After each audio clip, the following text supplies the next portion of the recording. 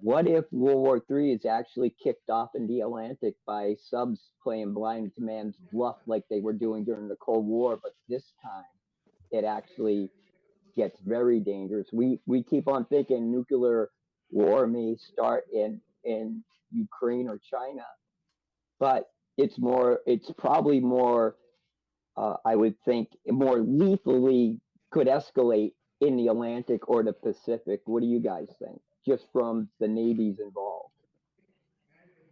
I would say, Yeah, at least from likelihood, I agree that it would be far more lethal if it began in the Atlantic or Pacific, but looking at probability, the highest probability would be Ukraine or Taiwan, in my opinion.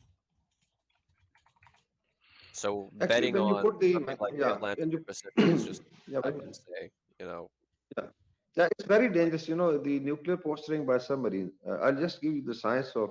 I'll know a little bit of maritime war.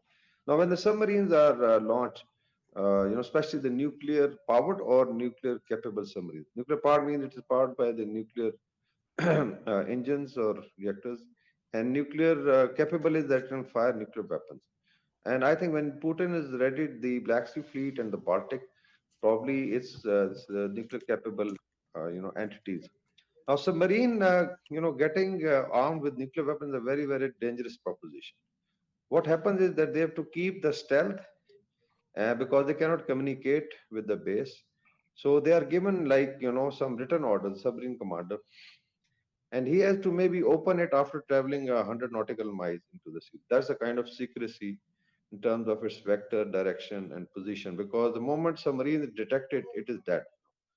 So it means that there are some pre-orders, and there's going to be a flash order for firing of weapons.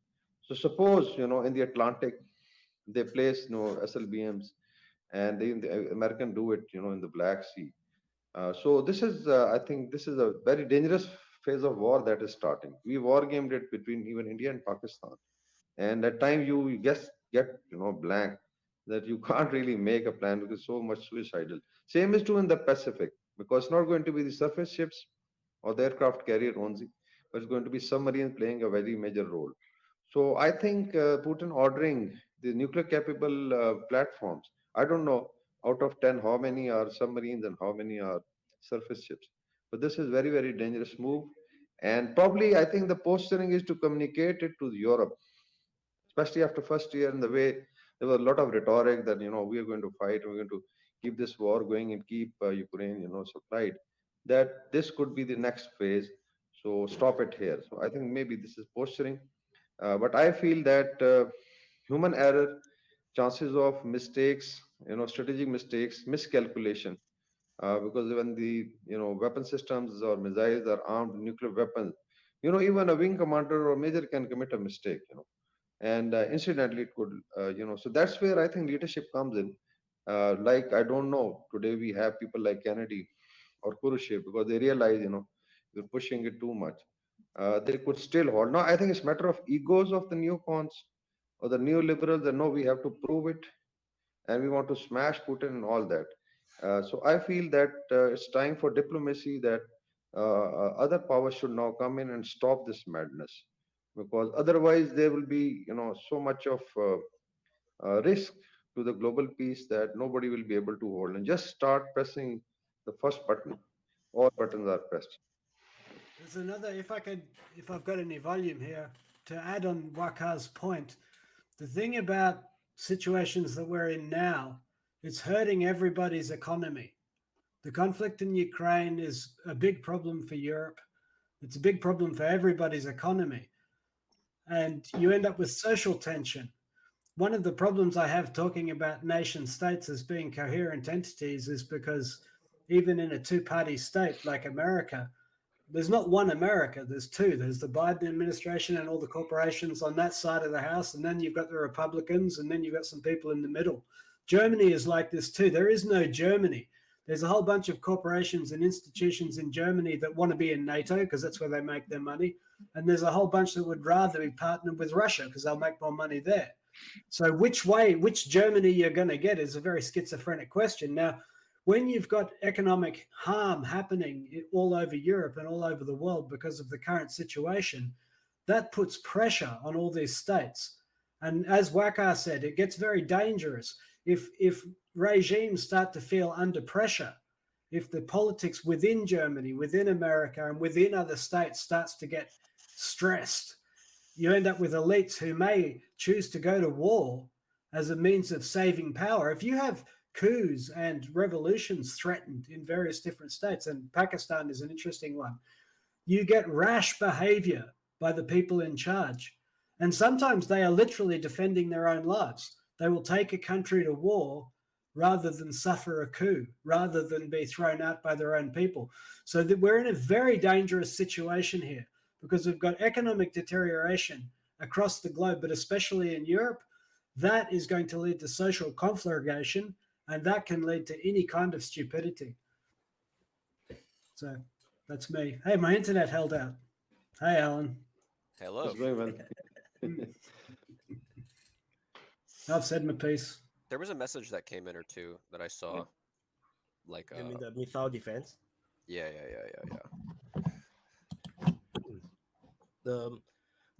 This one is always dubious. Like, for example, if you look like we look at Russia, and we say that they have the most powerful missile force in the world, and then you can see Ukrainian Soviet era drones just fly all the way to their airbase. I mean, it really depends on how you look at it. It always sounds very good on paper, but when you actually fight the war, there is so many holes in your defenses, and China is a very huge place. South China Sea is a huge place, so which is why they wanted the island chains, in the South China Sea, the islands in the 9-dash zone, because it just offers one more line of defense before they got hit on the coast. So yeah, look at that. Remember that kid that flew the Cessna into Red Square? yeah. Back in was it late 80s or early 90s? Yeah. I mean, he landed right in the middle of Red Square. So, I mean, they had way more air defense laying around back then. And that was in the height of the Cold War, right? So when the small little plane fly to Moscow. Yeah, I think they tried to blame it like it was some holiday in Russia and the SAM operators were all drunk on vodka. That was the excuse, but it like you said, the place is so big. And I mean, that's a Cessna. You could probably fly slow and low and, And I read about it. It's like they actually detected it. They even try to communicate to it or something, but the people who are working just assume that it's just Russian aircraft, and they just let it go, because if you are working as an air traffic controller, right, you're dealing with hundreds of aircraft at any one time. You just don't have the kind of mind to really care. Like this small little plane, it's not like it's flying in Mach 2. So you just like, it must be no threat. I mean, I don't even know if a fighter jet could slow down enough to even try to engage it with guns, because I mean, it'd be kind of fucked up to shoot a missile. You probably couldn't shoot it with a missile because it'd be too low to the ground. You'd risk too much collateral damage. Well, we all know the Soviets didn't care about human life. It's funny that you mentioned what you did, because I remember back during the Cold War, remember how they used to tell us that the Russians were drunk and they would get drunk off of radiator fluid, and that some of them were going blind? They would tell us all this shit, guys. You don't have a clue what kind of propaganda was coming down from the top down. It was the funniest shit. We're all like, fuck you. You're like, yeah, I want to party with the Russians. I don't want to fight them. Fuck yeah, they sound cool. No. But yeah, I mean, they tell us all. I remember one time my dad told me when he was in the National Guard that they heard a story about how the Russians or the Soviets had an infantry division sleeping out in the open camping, and they were so incompetent. Supposedly a tank division somewhere just got up in the middle of the night, decided to drive, and drove through the infantry division and ran over a bunch of guys. And then I was like, well, what did they do? He goes, oh, they probably just don't even tell the families. But my dad was in the Army in the Cold War and all that, so he's gonna toe the line back then. But I was like, they don't tell nobody. They don't tell. He's like, hell no, that's those commies. They ain't gonna admit to what they did. He goes, they'll probably threaten the families, and that'll be the end of it. You're godless, man. Yeah, that's what I'm saying. That's what they would say. But that's the kind of shit we would hear all the time, like he was saying, drunk, incompetent. Go look at the Army motor pool in the 70s. You want to see some drunks and acid tripping fools. Talked to some of the old platoon sergeants I had that were in the Army in the 70s after Vietnam, and it was scary. 100%, Vaun. 100%. I'm talking about drunk But Russians, right? So I was I don't watching see this that in YouTube China channel. though. You know, like when I look at China, I don't see the Russian soldier, or you know, like the Russian fuel oil drinking soldier, if you know what I mean. And especially like if we go back to the question raised in the panel previously about China's ICBM capabilities and stuff, a lot can be said about that. But one thing you can argue is the shipbuilding capability is off the scale right now. It's enough to even scare the American Navy at the moment. We know that China has bought S-400 from Russia. They were the first customer of that weapon systems. And we know also that the Chinese like to copy everything that they bought from Soviet Union and now Russia. And Russia is not very happy with that. But we can presume that China has a good quality air defense system. And the lack of the Russian air defense system, especially with those Tupolev 144 Soviet drones able to hit the Engel airbase, is that the Russians are lacking AWACS. I think they just have 2 AWACS, 3, yeah, A50. So because those are low flying objects, and the best to detect them is with AWACS flying at high altitudes to spot those low flying objects. That's the only thing the Russians, in my point of view, clearly lacks. And Well, I would say the Russians lack all of the Russians lack all sorts of ISR, like any sort of airborne intel gathering platform. The Russians are behind on that. Yeah, that's and China only have 2 S-400. They're supposed to get like 6, and then Russia kind of like after giving 2 is like, okay, enough, that's it, man, because we know we're going to copy it. So I mean, Russia is, if China They're is so like huge, two's they enough. only buy 6. You can kind of like, you know, imagine what the Chinese are planning to do. No, you such a huge country, you should be buying like, you know, at least 60, you know, or 120 batteries, you know, or missile launchers, but they buy 6 launchers.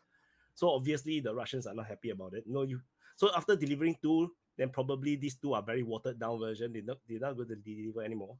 So yeah, but that, China, which is actually come back has to the upper end in and the some S550, electronic things. so they've that was the one thing that the Russians were always better at than the NATO countries was air defense, because just the nature of what the Soviet Union was. The United States didn't have to invest in that because we had an ocean on either side of us. Yep. Well, the Russians were obsessed with air defense ever since World War II, and that's why they put so much of their resources into it. So they still do have a technical advantage in that. But as far as, because they were out of the game for so many years because of the economic crisis in the 90s and the early aughts, now they're back in the game. Yeah, But which is also, also why which is also why I don't think Russia will help China in a war against Taiwan.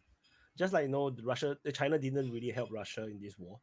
Like they just you know, sit by the side and just watch a show. Russia will do the same thing about Taiwan. There's no benefit in a military to, point of view, but they will help them in an economic and financial point of view. Oh, definitely. No, but the military side, no, Russia will not get involved because there's no benefit to Russia. Russia don't need the Chinese in Ukraine, and same, I think China will not need anyone if they go against Taiwan. So because that was one of the topics. I don't think China needs any help in a war against Taiwan, but they would need a help if the war would be between US and China.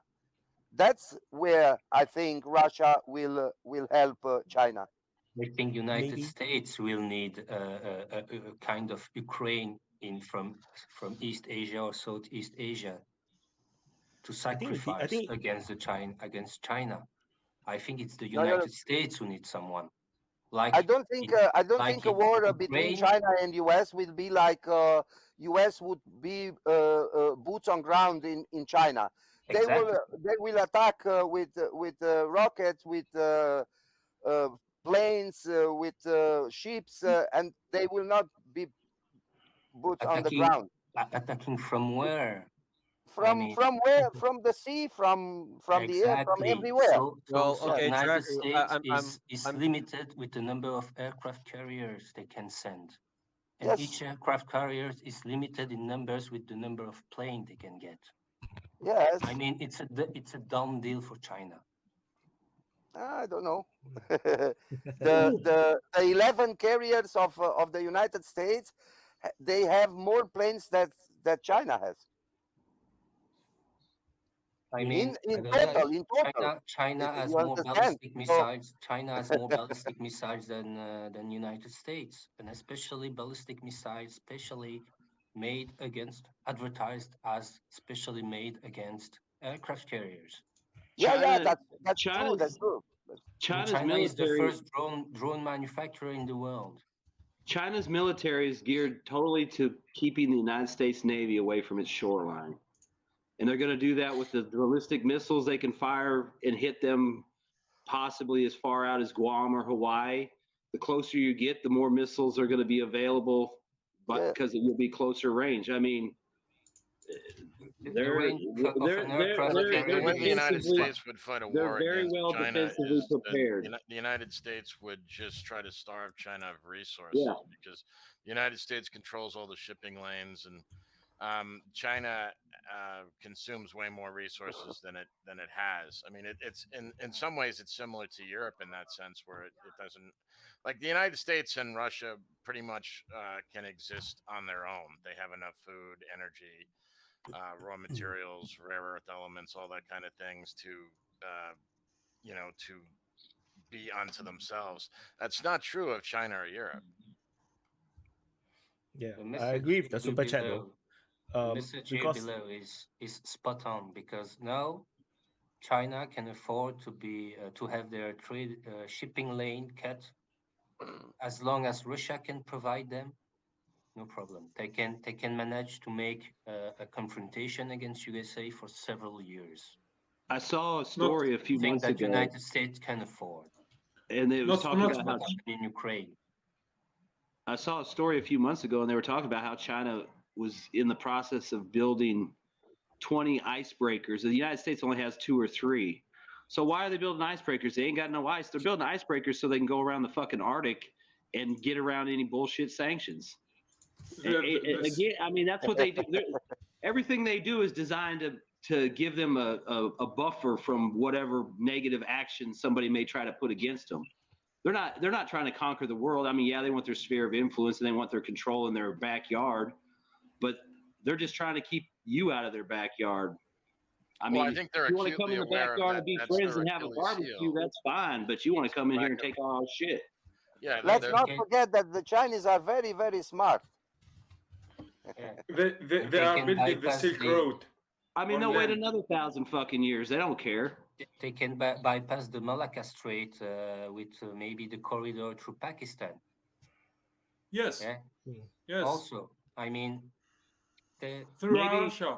Through Russia. And the Belt and Road Initiative, especially the road initiative, they want to make things better in Afghanistan so they can have ways, roadways, and railways, which will bring them all the commodities they need. Maybe this will cause lowering the importance of maritime trade. Yeah, just that's before the plan. Ukraine war. But the train traffic can never compare with shipping traffic. You know, like naval shipping is still to diminish the importance of it. Yeah. They do the whole Belt and Road partly also because to have a backup, because they know that in the potential war, the Malacca Straits will be closed. So this is just something that they want to be prepared for. Just before the war in Ukraine started, I remember that the top geopolitical problems was the Central Asia and Uzbekistan and when the Russian intervened, Tajikistan or I forget Kazakhstan, yes, because the Silk Road was passing through that lane, they wanted to stop it before. So they the United States started by muddling there, and they failed because of Russia intervening for China and for themselves, of course. Chinese are now working on Mosaic Warfare. I don't know if you heard about this terminology, Mosaic Warfare. Mosaic Warfare. Mosaic Warfare, Okay. no, sure. Yeah, what I do is myself and my wife we did a paper, and what I'll do is I'll think share it. Actually, my son and my wife did it. Yeah. But this is a You borrowed can also drop the terminology. link in the chat. You can also drop the Yeah, link to the chat to your YouTube channel yeah, so that we can share it for you. yeah, yeah. I'll drop it. Now, Mosaic Yeah. Warfare is basically, premised on the thing that anything that can be detected can be engaged and shot. So this is basically starting from the American airland battle that they used in the Gulf War, and later on, you saw the satellites, the cyber, and now the drones coming in. So everything has to be integrated. So if you look at Chinese, so I was just reading this article that they came up with their reforms in 2015. Under President Xi is also, I think, chairman of the military commission, focus on 6 things. So basically, it's the kill systems, that the firepower, long range missiles, cyber, then you have satellites, then of course information warfare, and then deception. So if you look at their air defense system is also integrated within the Mosaic Warfare. So they have the satellites. Then if you put your aircraft carriers into the Pacific, so there's an outer layer, and then there are aircrafts flying, so they provide one layer of air defense. Then you've seen this, use of balloons. This is going to be a new, I think, dimension for surveillance and maybe for targeting. Then there are long-range strategic drones, short-range drones, swarm warfare, and everything is integrated. And a lot of states are working on it. I think Russians are also doing on it. So this is the new form of warfare, will be Mosaic warfare. So maybe things are integrated. And in case one platform is taken out, for instance, you have an aircraft carrier, Chinese aircraft carrier, it's somewhere near Hawaii, and it's taken out. So the gap has to be filled by, other systems, the missiles, the DF systems. So it's very, very complicated. But what I'll do is I'll share it after the, I think, discourse, because now I'm finding it difficult to share. But I was just having my other system, so just go through this. So Mosaic warfare is the order of the day, and a lot of people are learning from the Ukraine war. A lot of things are not visible. If you look at how the drones have been employed to even hit the trenches and individual soldiers, then you have even old missile, like the guard weapon systems. Then you have smart weapon systems, these loitering munitions. A lot of things have been introduced, so it's just being integrated. Yeah, Yeah. Waqar, just wanted to add something to your Mosaic Warfare, a thinking of that I made. There one thing we still haven't seen beside nuclear exchange. I don't want to talk about that. Is the targeting of satellites, because That's probably going to be the next step. Russia. That's probably going to be Russia, the next step of this war. yeah, because That's right. Russia has the ability to shoot down satellites. Yeah, and if They just everybody tested lose their satellites, I think if you compare United States to Russia, I think the United States rely way more on their satellites than the Russians.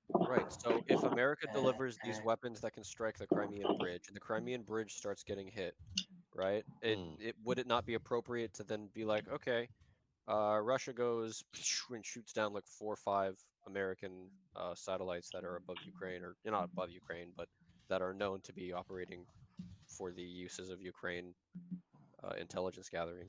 What's the policy on that? How do you? That's an act of war, so you're going it's to have some already kind an of act of in-kind war. retaliation. But I the mean, argument could be made that so the the Americans will entirety of shoot down NATO is Russian already at war. satellites. Yeah, I Yeah, think those- Do you think Yeah, that's but why you know how they'll Elon spice withdrew it. his satellites from the You know Ukrainians? exactly how they'll do it. If our satellites got hit, they'll say that was an act outside of whatever we've been doing. And it would be a major escalation. I mean, there's some things the Russians could do that I'm surprised they haven't done now, just to fuck with NATO. Like if I was in Kaliningrad. No, I mean, you don't even have. I'm not even talking about firing one missile. If I was in Kaliningrad, they know I got MiG-31s there. They know I got Kinzels there. They got a fucking AWACS flying over there in Poland. I launched those motherfucking Su-35s, loaded up, turn on my fucking targeting radar, and put myself on a bearing straight towards that fucking AWACS. Because you know what he's gonna do? He's gonna fucking run. And as soon as I get to the border, I just turn around and go back. And you just play that fucking game. Same thing with those fucking Global Hawks down in the Black Sea. Fucking go up there and fuck with them. Shoot one down. What's Biden going to do? He ain't going to do shit. I've even heard one of those Global Hawks even got hit by a SAM and made it back. So obviously something's going on. But any of those radar platforms, any of that surveillance, I would launch aircraft up and basically do feints at the border to fuck with them, to push their surveillance back. You can do that. We did that shit in the Cold War all the time. Nobody shot at anybody. The most appropriate thing to do, I guess, instead of, because that would start a whole chain reaction of people going back and forth and back and forth. What people don't know a lot about is the R-135 rivet joints that are sent north of Russia, past Murmansk. There's America sends intel aircraft up there. Why not shoot that one down? Because it's always one or two planes. Down that one, it's like, nope, don't come. Don't even shoot them down. Just send some MiG-31s up there and say hi. Yeah. They'll leave. They'll fucking leave in a minute. If I can add a point here, I think when some observators in the beginning of the operation in Ukraine and just mentioned that actually they were very surprised that Russia didn't use any kind of, let's say, electronic warfare or any kind of the abilities to start the operation in Ukraine. And from my understanding, a few months ago, there was a note from the U.S. Department, I think, regarding the Foreign Office and the Minister of Defense mentioning that if Turkey continued to go on a process of buying the S-400s, they will therefore have to cancel the sale of the S-35 because the F-45, sorry, because it means that the Russian can, through the implementation of the S-400 in Turkey, can also have data regarding the F-35 in Turkey, and they have the knowledge, the ability, and the radar signature. I mean, if you remember in 1999, when the NATO was dropping bombs in Serbia, the Serbian managed to shoot down one of the F-117. Yeah, exactly. And I mean, Serbia was far behind ex-Yugoslavia. Serbia depends how you pronounce it, or what's your point of view about that. But they managed to shoot down this, and they reacted quite quickly to the implementation of something new on the battlefield, and they managed to bring up the solutions. So I think more you have jet flying around Ukraine, through Ukraine around, I think the Russians are just gathering every data they can at the moment and just check all the IMARs were effective in the beginning. Now the IMARs are not anymore effective.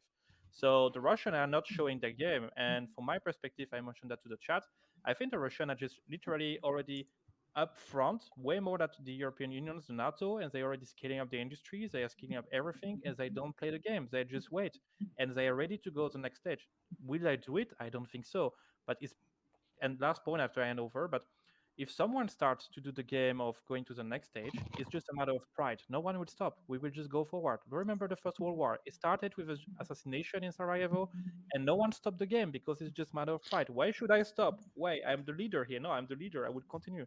And there I can tell you in a few months we'll all be meeting somewhere on the battlefield one day or another. So just hope I was just saying there's just things that they could do to make it more difficult for this.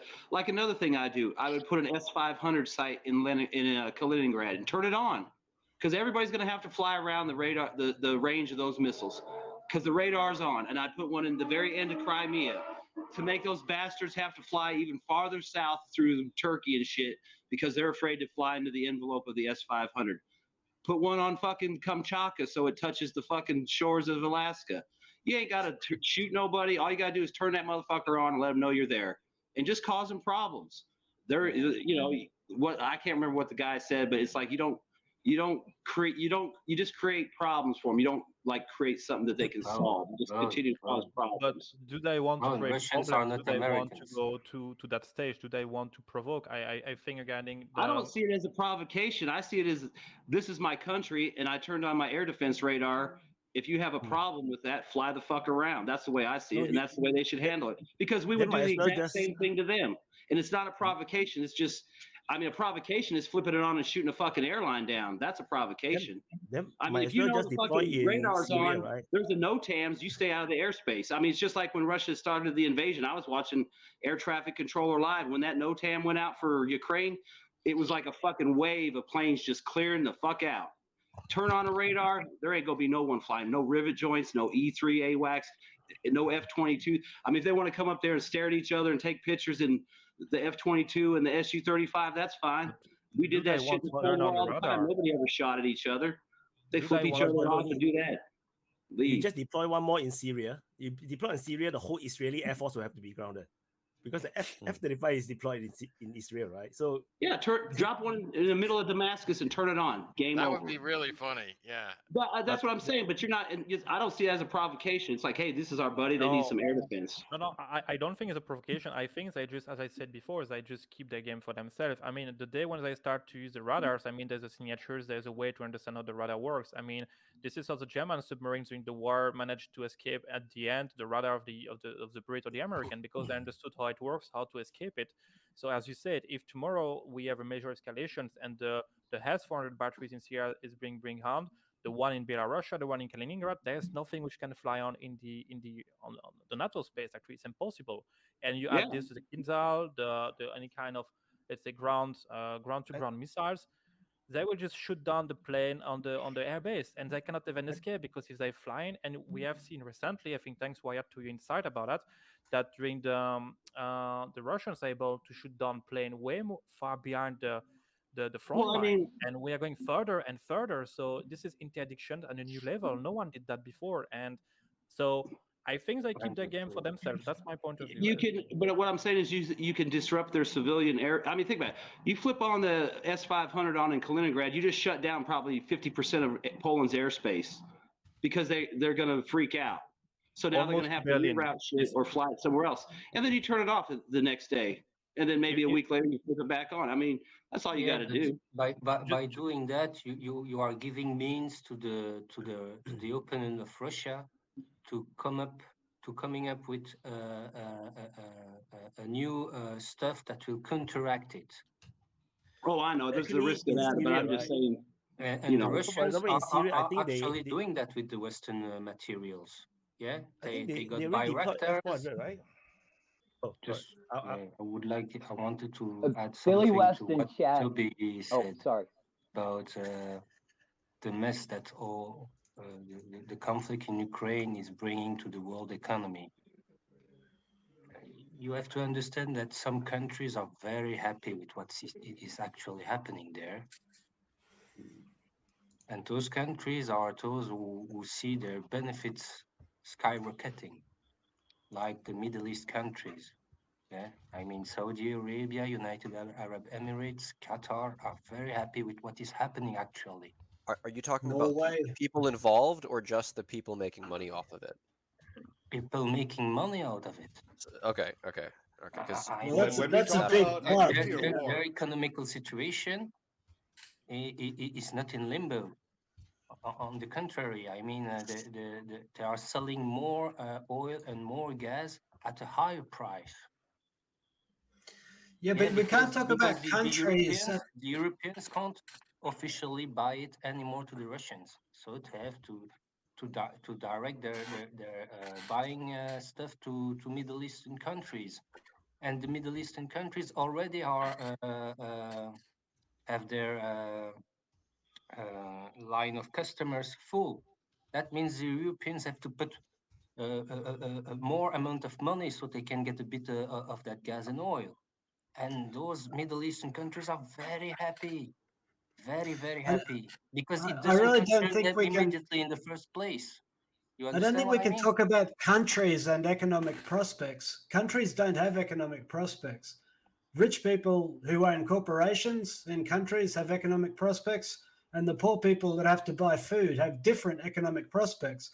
And one of the things that we're looking at, I mean, you know, you've got pharmaceutical companies posting record profits while other people can't pay their energy bills. You've got all sorts of oil companies everywhere making record profits, and people can't pay their heating bills. So what you end up with is a situation where loads of people are making money out of the war while other people are being starved by the war. And this is what is so dangerous, because what you can have is a bunch of rich people cheering the war and fueling social Yes, conflagration but it depends. and It depends on revolution. countries. It depends on countries. All countries are more or less the same. You've got a certain investment class. Not at all. If you look at Middle Eastern countries, most of people are unemployed. They don't have jobs. Look at Saudi Arabia. Most of people in Saudi Arabia don't have jobs because those who are making jobs. Listen. Those who are making jobs are foreigners who are coming there. That means it's the Saudi government who provide everything to their own local people. Yeah, same so long in as United they can Arab Emirates, same in Qatar. So long as they can import it's food, like socialism. that's great. It's like right? socialist But what happens countries. when the markets break that down? means they have more money to provide to their own population. That's what it means. So long as they can buy something with the money. So long as you don't get a complete breakdown in global supply chains of food, and so you get starvation everywhere, and then you got a bunch of shareholders going, "Hey, we had a great year," and people starving to death outside the. Look at this is what goes on. Hey, look at Egypt. Egypt is one of the biggest importer of wheat. Who is providing that wheat to Egypt? It's Russia. Without passing through markets, food markets, where the stock is in Chicago. I mean, Russia is killing the financial market on food. They are telling to African countries, they are telling to Middle Eastern countries, stop buying your food, stop buying your grain, stop buying your fertilizer on markets. Come to me directly to Moscow, make a deal face to face. And Russia has the mean to export grain to everybody who want to make deal with them. And I that's saw an a story issue. the other day. It's not told on the media, but it's a reality. I saw a story the other day where there was a load of either grain or fertilizer that was stuck in some European port because of the sanctions, and they came to an agreement. Some African country got it for like nothing. Like they pay to drive it down there. You know, you pay for the gas and you can have all this shit. So I mean, like he's saying, RL's saying, and I've heard that. You know, Putin's like, you come talk to me and I'll hook you up, and it's smart. You know, why deal with people? Why would you want to deal with people like Newland and Sunak and Biden when you can go talk to the man who's got the direct access and all the places to send it? Most of the grain that was exported from Ukraine, from Odessa port, to the rest of the world during that Ukrainian war, were directed to European countries. That means countries that don't need that. And most of what Europeans have bought was to feed animal stocks. So all that speech about the famine in the African countries is because of Putin, it's because of Russia. All that is just a fluff. And now the African countries are beginning to think about it and say, oh, okay, we will meet with Putin. We'll meet him this year in St. Petersburg or in Sochi, and we'll make grain deals with him and fertilizer deals with him. And so how bad does the war have to get before Russia can't man its agriculture and export its agriculture? Total I mean, war? this is the thing about this is the thing about economic degradation through war. The more Russia has to mobilize, the less manpower, the less investment they're going to have to put into peaceful industries. The more this war degrades everybody's economic output, the less stuff there is and the more expensive it gets because it's scarce. We're already seeing it with energy. And the thing is, the corporations can be making heaps of money while the people can't afford to heat their houses and can't afford to eat properly. Here you have the big difference between Russian economy and the Western economy, because in Russia, a lot of the companies are state-owned, partially or totally. That means selling something at a price so it can pay back the money you need to produce, and adding to that an extra for benefits has not the same meaning in Russia than in the West. I mean, Russia can sell their oil at a discount price, a huge amount of that oil and gas to China and India. Doesn't matter to them because it's a political decision. Why? Because those companies that extract oil and refine that oil and those companies that extract gas are state-owned. partially or totally, but it's the state who decide. Same for financial. I mean, the Bank of Russia has the leading hand. They can decide to make a capital flow control. They can decide to make a determined value for money exchange, different currency exchange in Russia. They don't give a fuck because they decide, and there is the political power in Russia. That's the main difference between Russia and the Western countries, where the private corporates, private entities have so much influence that the politics in Western countries make decisions for them. While in Russia, it's different. If you're an oligarch and you don't go step by step to what Putin decided, you end up through a window, no problem. Yeah, a lot of that's going on. And the same can apply to China. Yeah. Even if you are a billionaire like Jack Ma, if you open your mouth a bit too much, you disappear for 1 or 2 weeks, no problem. Jack Ma didn't disappear because he had trouble with the government. He disappeared because he ripped off all his investors. You should read about Jack Ma. But anyway, that's a different story. But anyway, RL, you're going down the road of saying that a planned economy is the way forward. In China, it's government, it's the politics that decide. And if I don't believe he's saying the billionaire in planned economy is China way forward. don't want to follow what the politics have decided, he ends up with some troubles. Yeah. I also don't. I think it's just untrue that the government owns all the corporations in Russia. You're describing Russia as the Soviet Union, but partially. Okay, so who's the biggest private shareholder of Gazprom? Do you know? It's an American. It's the Mellon Bank. It's the New York Mellon Bank, right? And guess where else the New York Mellon Bank is a majority shareholder? In Saudi Arabia. Listen, like you don't know what you're talking about, RL. It's not true. The same corporations own the oil reserves in Russia and in the Middle East. You are confusing. And everywhere else for that matter. No, listen, Toby. You are confusing the share. So that means the benefits you got from what the company is making and the decision the company is making. Yeah, even if Russian state has not the biggest share in the company, they have the last word. Yeah, I agree with RL on that. He's absolutely right. In Russia, Gazprom just do what the Russian government decide to do, and not the shareholder from United States or from Saudi Arabia. The biggest just 1 minute, that's it.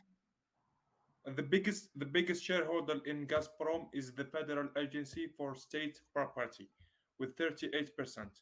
So it's not any. No, the biggest private shareholder, the biggest one that isn't the government. Yeah, but it's state owned. The second one is Gas. The second one is Rosenftgaz, which is also a company, a Russian company. Yeah, because you have to differentiate 26 of shares. So the biggest owner of shares and the biggest private owners of shares. Yeah. Also, anything that the Russians decide that is essential to the war effort, they could just immediately nationalize. So it really doesn't matter who has it on paper. If it's in Russia, Russia controls it. Also, yeah, it can be 100% private owned. If the government decides something, you have to follow. Otherwise, your shares got confiscated. Simple as that. Or you end up being thrown through a window. Yeah, it's just same thing as like, look what the United States did to all the Russian assets. They said, oh, no, they're ours now. So, what does that mean? Does that mean that all countries can do this? Yeah, in theory, yeah. I mean, this goes back to, I was watching a documentary on how the psychology behind the Japanese attacking Pearl Harbor. That pretty much started where we froze all the Japanese assets, and then there was the oil embargo, and that's that was their casus belli. Well, Toby, your question was, can any country do this? No. I think the better question would be, does every country do this? And maybe that's a yes. Well, I mean, generally speaking, if you nationalize your industries, you end up with a planned economy. And, you know, in the good old days, we used to call that communism. Yeah, but in and I thi- wartime, all countries do that. Yeah. Look at the United States did in World War II. Look, We were look, not. Yeah, look they- at what we were. France You know, did in The- the 70s. the United States and in borrowed the 80s. vast amounts of money to fight World War II, and they borrowed Look it at from what the France private did sector. with, They didn't just François seize the Mitterrand. money from people. Yeah, no, but they look seized. what Well, they France seized it did from in countries. They the seized it from 80s. Germany and With seized François it from Mitterrand, they Japan. decided to nationalize some industries, and they just do it. Yeah, well, And how France are you going to wasn't go coming. borrowing money to fight a war if you just go around grabbing everybody's stuff? Why borrowing when you can produce stuff that others are buying? That's what Russia is. One of the biggest natural resources provider with things that everybody needs. I mean, they don't need to borrow money. You know, the debt to GDP of Russia before Ukraine war was 20%. 20%. That's nothing. That's nothing. You look at France today, it's more, it's about 120, 130% of the GDP. You look at the United States, it's 31 trillion. I don't know how much percentage is of the GDP. You look at most of biggest economies in Europe, except maybe Germany, it's above 100%. Those countries are working on debt, printing money, printing money, printing money. Okay, so what does that And mean that in can't the long last run? for a war economy. What does that mean for the rest of the world? Come to Moscow. Who? I was going to say, I from what y'all are saying, basically it seems like Russia has weaponized its resources.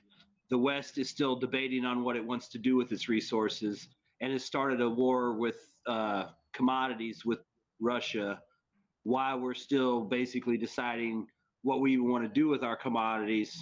I mean, that's kind of the way it sounds. I mean, basically, because Russia's made a like RL said, it's their decision to sell oil cheap because it's hurting their rivals, and it'll achieve a goal for them down the road by basically cutting out the market and undermining, the power that West or the United States would have.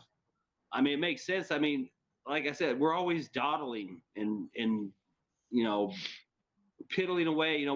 We're worried about our pronouns. Russia's weaponizing its entire industry and getting ready for a 3-year war or the next 30 years, while we're still trying to figure out what. Right? Yeah, we're still trying to figure out what fucking bathroom to use, and they're already getting ready for the next decade.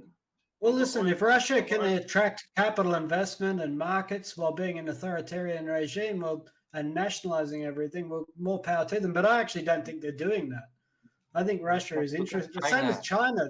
China and Russia are both interested in trading with the world. Look at China. I don't think they're as nationalistic as sometimes people want to believe. Toby, you use the word totalitarian. Okay, let's say Russia. And then I said, I don't think they are. I don't think they are. I think they are actually quite business look at oriented. China is the country which attracts the most investment in the world, actually. Right, exactly.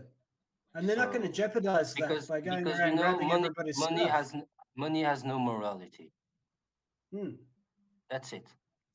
A free market has no morality, right? I mean, the sanctions on Russia are existing only on paper. And that's because Russia deals with commodities. Russia sells grains, Russia sells gas, and the world needs it to stay alive. I mean, you can try and put barriers in between the commodity and the buyer, but the thing is, the market will always figure a way to circumvent these sanctions. And that's been happening for the last whole year. It's been happening right before our eyes. And even changing that's the undebatable, middleman. right? Exactly.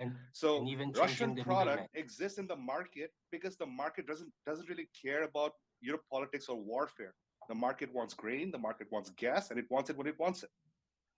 I mean, look at the crap Dan. He's all the way out in Siberia. And what did he say? The prices spiked a little bit at the beginning of the war. His stores have always been stocked, and in the middle of nowhere.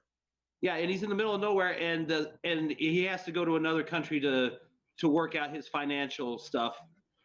But basically, they've done nothing to stop him from living in Russia or interfering, other than making some inconveniences that might take a few extra hours. Well, they're inconveniences.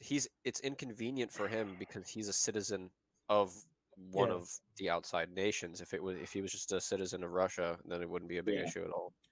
But I mean, like you said, you know, down there, you know, he's already what's found happening multiple right now ways to is get like, around it. you know, He's just a Russian regular wealth. guy. Russian wealth is basically flying around the world pretending to be Emirati money or Saudi money or something like that, because the banking system of the world really won't try as hard to sanction this money unless it absolutely has to. I can guarantee you, banks like Credit Suisse, they had to have their arms wrangled to sanction Russian money, because that's just bad business. The day you start sanctioning money from the bank accounts of business people, that's when every businessman all across the world is thinking, is my money safe in that bank? Well, I have a question then. Is there then two possibilities for how banks can be perceived? Is one of them seems like people might perceive banks as no longer trustworthy because they're simply subject to the whims of a government, or Yeah, I think that's what the United States did. They kind of crossed the Rubicon there.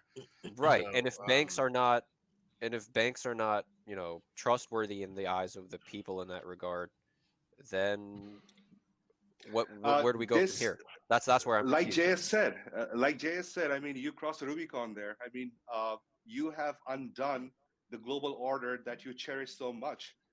The day you sanction the wealth of billionaires over a political event, that's when you've triggered every billionaire on the planet to start thinking, is my money safe in the US dollar monetary system? And how long is it safe? And when do I get sanctioned? I mean, like Actually, here in the the banks, States, like I would just, I like would just like to come on the banks part. Yeah. Oh, go ahead. No, I was just. Yeah. It doesn't Okay. matter. Go ahead. Yeah. So Now I on want the to banks, share, I think if you look at just the, I would say the Eastern, not Eastern bloc, but the Asians and Africans, where still you have labor and people earn, they have cash. Maybe they can take on the banks. Like India or Pakistan, because still people have a lot of cash. But in the West, I've seen people live on credit. Somebody was mentioning that right from the day you enter school, or even before that, if you're buying a car or a house, you are largely dependent on credit and the bank. So I would say that common man, I'm not saying the rich, the common man is too much dependent on bank. Where? So his livelihood. Where? Where? I'm talking of Europe and North America. I don't know if I am wrong, but the common man, yes, I would say the 90% of people live on credit. Because I've been traveling to the US, and one of my friends said that if you ask a common American to take out $1,000 in emergency in a month, he'll not be able to do it because maybe you have to borrow cash. But if you ask a common Pakistani or Indian, you draw this much equivalent of money in cash, either he'll be able to do it himself or a friend would help him. So people are less dependent on banks in Asia and Africa, and more in Europe and North America. I don't know, because this again is I would say this is a neoliberal system which was imposed on common Westerners also. That's why the talk of 99 versus 1%, because the banks are owned by very rich people. And the moment this Freddie and my collapse in I think 10 years back, and then with a lot of banks which were going bankrupt, immediately the US government and the European governments, they came to help and bail them out, paying multi-billions of dollars. But they would never bail out a common man. So this is the difference. I feel that it probably requires a resistance. Uh, and I don't foresee it coming because you are so much dependent for your livelihood on the banks that for that you have to have your independent resources. So this is one major factor why the big banks, they control a common man in the West. This is my feeling. But in our I've heard case, a it is theory. slightly. Yeah, that's what made on purpose. I've heard a theory that a lot of people. That was made on purpose, and that's what the Western economists are labeling it as growth through consumption. Yeah. But in Asia, right? So how credit card works also a bit different because the number of poor people is huge. So you don't really trust them with credit cards. So like my wife is Indonesian, so the normal people don't really have credit cards. Like you can't do much with the credit card also, because you can't qualify for it. So Well, women so should when not they have credit realize, cards anywhere in the world. That's just Yeah, I mean that's Hey. across that's any culture, Wyatt. Hey guys, what It's a- age do you have to be to get a credit card in the United States? 16? Probably like 16. 14. 14. So yeah. So they want you be dependent on the No. credit. No, So in, that's You in imagine a Europe, 14-year-old in Europe, girl with a credit banks, card. That's more dangerous than a no, nuclear weapon. I mean, that's because Yeah. because banks in Europe like to have customers who have negative bank account, because when you are in negative, you have to pay fees. Yep. And they like that. yeah, I think this is a Like first world thing. You see, I think in, like, for example, in Indonesia, right, the only time they really excited to loan you money is when they see that you have a lot of cash in your bank account.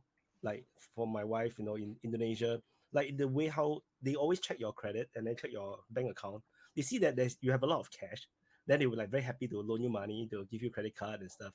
Normal people, they're so suspicious of you, they would never trust you with your credit card, because for example, Indonesia is a huge country, it's massive. If you just burst your credit card, you can run away to another island, right? Nobody can ever find you again. The kind of situation. It's like in USA, right? You just run to the Wild West, right? Then nobody can ever find you in the wilderness. And that is true for, I think, most countries. So in Asia, which is why I think Yeah. which is why we don't have this problem. I think in Singapore we have, because we are first world. So we have very robust banking system. So people loan a lot of money. We have people who overuse their credit card. That happens, but you don't really hear such thing in Indonesia or not even India. I guess it's very rare, because they just don't United qualify for the States credit card. is very particular. I mean, they give loan to people who have no financial backbones. Yeah, that's the 2008 crisis. Yeah. But Americans can print money, so it's okay. Also, but they can print money, but they have very hard time to give that money to those people who have lost everything. Yeah. Yeah, I they mean, don't. but with regards to banks, what I wanted to emphasize on was a lot of wealth from the global south is actually circulating in the Western banking system as we speak right now. There's tons of Chinese money, Indian money, Pakistani money that's sitting in Western bank accounts. Exactly, and the biggest strength of the neoliberal banking system is non-judgmental. You can be like a Mexican narco trafficker, or a blood diamond merchant from Sierra Leone. Any bank from Goldman Sachs to Credit Suisse would be happy to be your client, right? Without any questions. And in fact, the dirtier, it's blood diamonds from Rhodesia. Not Zimbabwe. like the dirtier your money, the better, because the more commission the banker makes from it. But that's one of the reasons why Richard Nixon decided to stop the convertibility between gold and US dollars. Is it that can have also a money reason the from 2008 crisis happened? Yeah. What? I don't have a lot of money, but I just have enough to sort of freak out when I started seeing news of Russian bank accounts getting sanctioned. Simply because, I'm just thinking of this from the point of view of, billionaires all over the world without asking questions. People do all kinds of things. People are making money from porn. No. Anyway, but all right then. Just think about it. You wake up one morning and your bank account gets sanctioned because some country isn't happy with the politics of your country. And that can happen to any one of us. So the day Russians got sanctioned wholesale just for being Russians, I think that's something that sort of triggered everybody into thinking, is my money safe in this Western banking system? That's where the gold-backed BRIC currency debate started happening, because BRICS is just a moniker. It's just it's a symbolic union of countries that have very little in common with each other. But now what they do have in common is the threat of being sanctioned out of the Western banking system if your politics doesn't align with theirs. And there are lots of players out there. And I think it'd also be important to differentiate that even if the sanctions were not aimed at people directly, at the Russian people directly, that's how it's being perceived by a lot of the world, and of course by the Russians. So disclaimer for Tarif. Tarif is In not very Europe, they rich. He's only half sanctioned of Roman the money of Abramovich. the oligarchs. Yeah, the houses they got in Saint-Tropez, their private yacht, I mean, got confiscated by the Europeans. Though, so no, they have crossed the Rubicon. Really, in Europe at least, they have done it. Imagine I'm a Russian guy. I'm a Middle Eastern Russian, sort of a middle class Russian guy who has a bank account in Germany, and my account gets sanctioned because nobody asked me how I feel about the war. Maybe I don't agree with Putin. Maybe I don't agree with the whole the conflict and how it's being conducted. But now I have been ostracized from the Western banking system. Am I gonna open a bank account there again? Am I gonna encourage my friends to go ahead and open a bank account over there? I don't think so. No, you spend all your money on rifles and go to Donbass to fight. But what are there for alternatives? There is no alternative yet. Are there Chinese banks? There are alternatives. The Chinese banks are not an alternative to the world is not limited to the West, man. No, it's not limited, but it is dependent.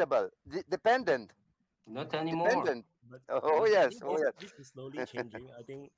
Why do you think the Fed is less hiking the interest rate on the dollar and crippling the American economy? Because they want the whole world to get a message that your wealth is only safe in US dollars. Yes. Yeah. I mean, and that's the truth. That's the truth. You see, if you are not friendly, then your bank account will be closed. Is that simple? Even if you are friendly, like this isn't like on the international level, but like in Colorado where they have legalized marijuana, it's still not legal at the federal level. So a lot of people are afraid to use banks because they're afraid that the feds are like, they're hands off is what they say, but they're afraid as soon as that money hits the bank account, the feds are going to come in and seize it because it's drug money. So you literally have guys that own shops that sit on piles of cash. They hire girls to go out and get money orders to pay their electric bill and their water bill and all the bills because they're afraid to use banks because of that same shit. It's legal in Colorado. It's not legal at the federal level. So they're afraid as soon as that, and you can't trust the federal government. As soon as that money hits the account, they're going to seize it. Well, it's interesting you said that because I live in Seattle. And it's the same thing on the international level. Yeah, the dispensaries where they sell marijuana, cannabis, whatever.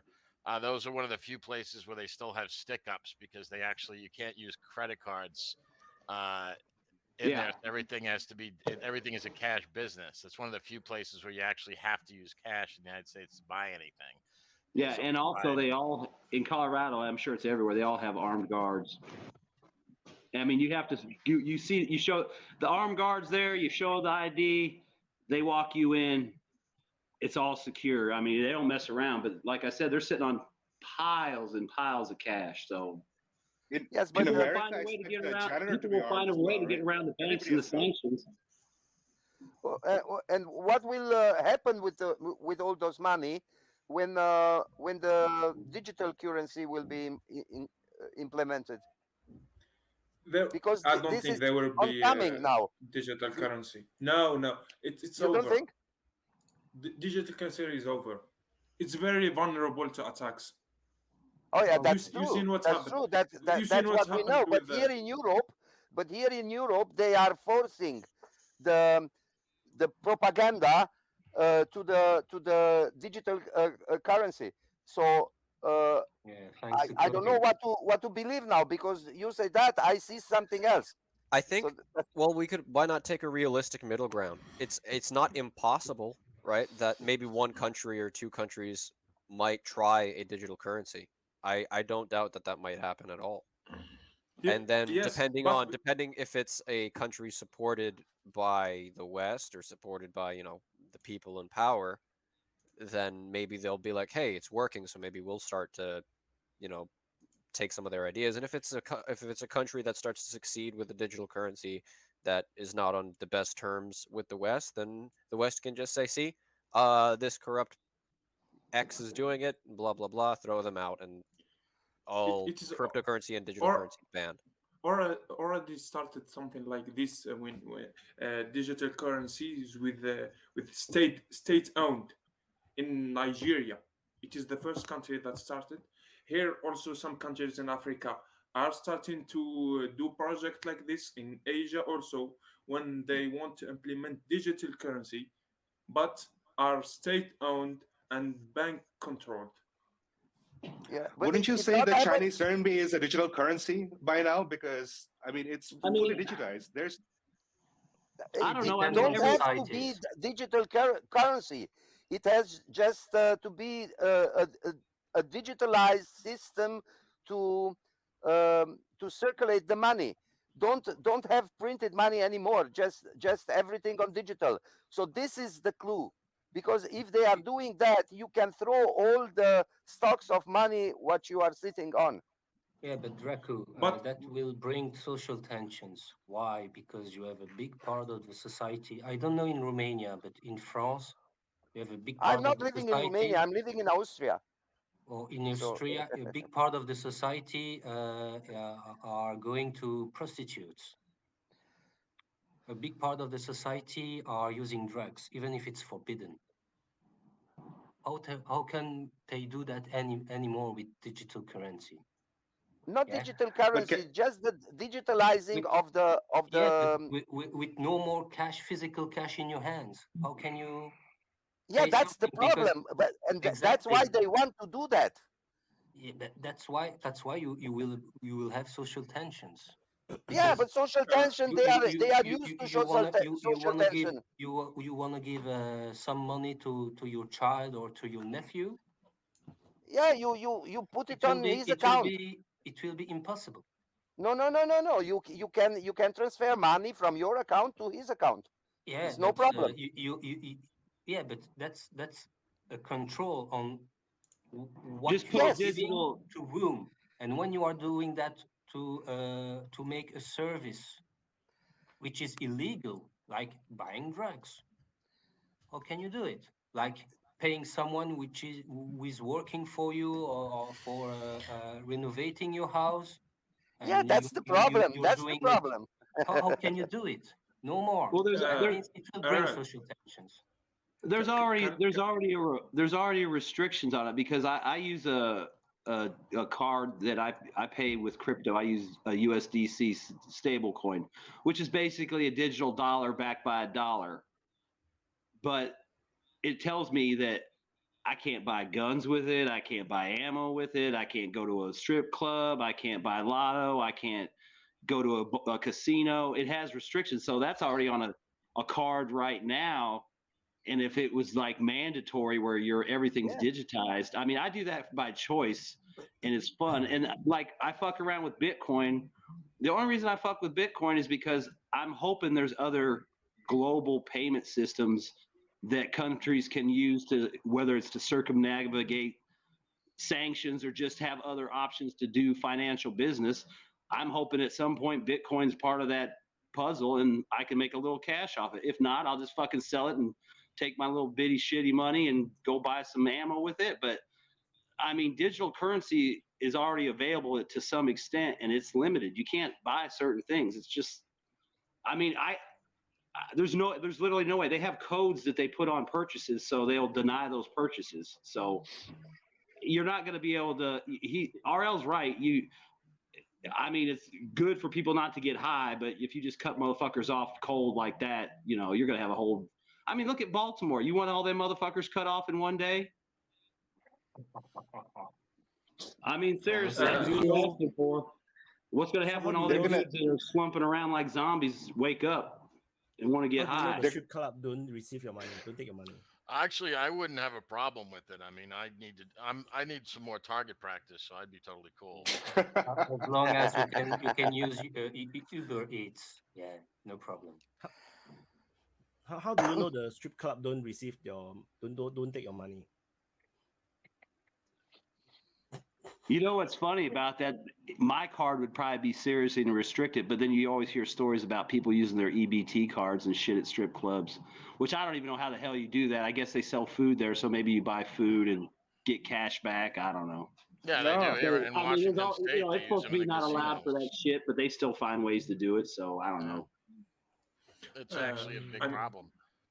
My country, Algeria, doesn't have a banking system at all. There is no bank existing. No one, like you have 80% of Western, population. you have Western Union. Yes, but only one or two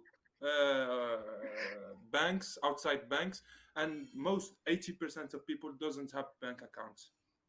Most people use cash.